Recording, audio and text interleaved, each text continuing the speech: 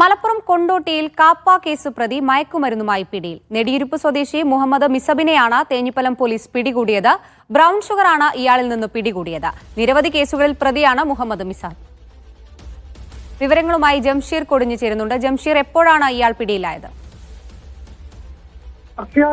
കൂടിയാണ് ഇയാൾ പിടിയിലാകുന്നത്. മലപ്പുറം കൊണ്ടോട്ടി നെടിയിരുപ്പ് ചെറുപ്പുറമ്പ് സ്വദേശിയായ മുഹമ്മദ് മിസബ് എന്ന 27-കാരനെയാണ് തേഞ്ഞിപ്പലം പോലീസ് കരുവാങ്ങലിലെ പെട്രോൾ പമ്പ് പരിശോധിച്ച് പിടികൂടിയത്. ഇയാളിൽ നിന്ന് ബ്രൌൺ ഷുഗറും പോലീസ് പിടികൂടിയിട്ടുണ്ട്. കാപ്പ കേസ് കാപ്പയുമായി ബന്ധപ്പെട്ട് ഇയാളെ ജില്ലയിൽ കടക്കുന്നതിന് വിലക്കുണ്ട് എന്നുള്ളതാണ് പോലീസ് പറയുന്നത്.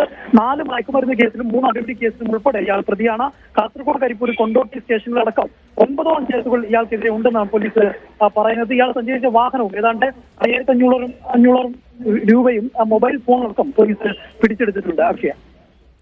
ശരി, ജംഷീർ കൊടിഞ്ഞിയാണ് വിവരങ്ങൾ നൽകിയത്.